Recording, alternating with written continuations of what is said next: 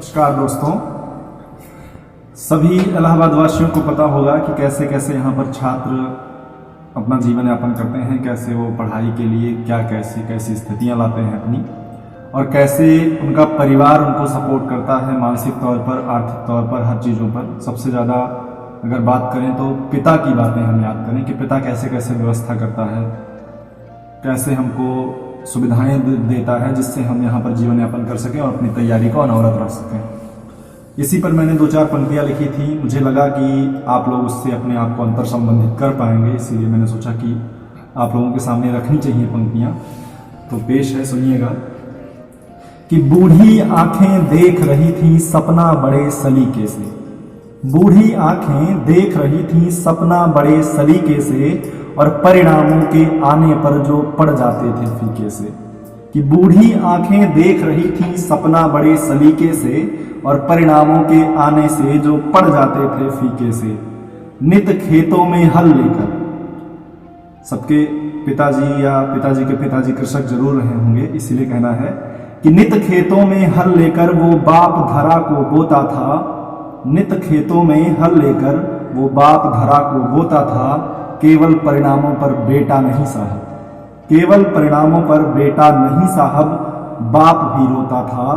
केवल परिणामों पर बेटा नहीं साहब, बाप भी रोता था। भावुक होकर कह जाता था अपने सारे नातों को, हाँ भावुक होकर कह जाता था तुमसे सारे नातों को।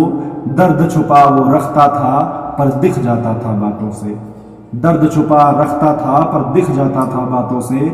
और जब माँ 4 पराठे, जब हम लोग आने लगते हैं तो घर से माँ जी कुछ बना के माता जी कुछ न कुछ देती हैं, तो उसी पे है कि जब माँ 4 पराठे और सब्जी आने को रखती है, बोझिल आंखें बेटे को एक ऑफिसर सा लगती हैं। पर क्या व्यथा कहूँ उस दिन की, पर क्या व्यथा कहूँ उस दिन की जब परिणाम बुरा होता, पर क्या व्यथा कहूँ उस दिन की जब परिणाम बुरा होता। माँ छुप छुप के रो लेती है, माँ छुप छुप के रो लेती है और बाप भी खेतों में रोता। माँ छुप छुप के रो लेती है और बाप भी खेतों में रोता।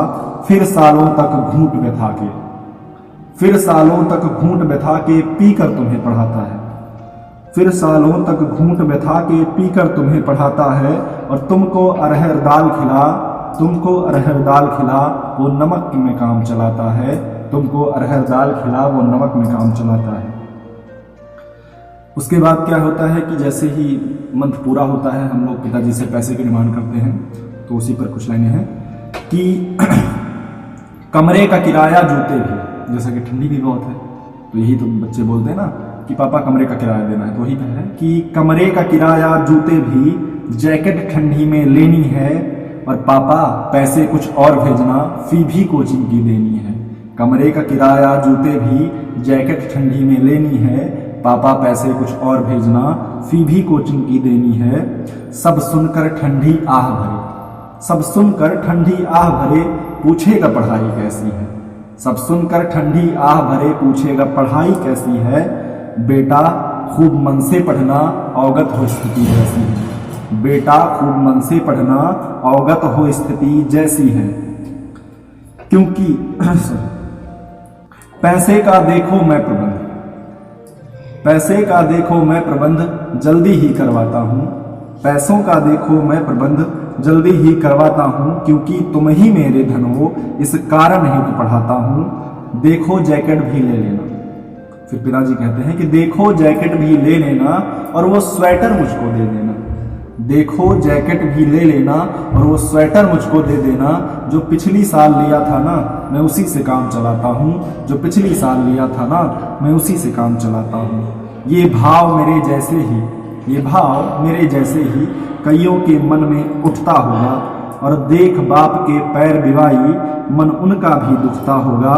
तो कर्तव्यों से मित्र मेरे, तो कर्तव्यों से मित्र मेरे मत मुख मोड़ो कुछ पढ़ डालो, और जो सपने देखे हैं बापू ने सारे के सारे गढ़ डालो, जो सपने देखे हैं बापू ने सारे के सारे गढ़ डालो।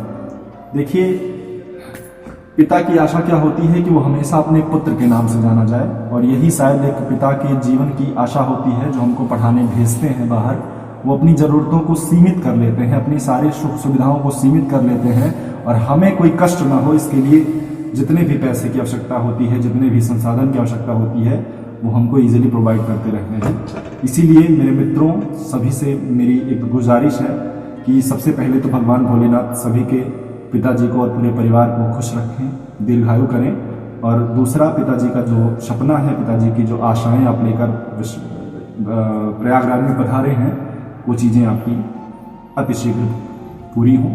धन्यवाद, नमस्कार।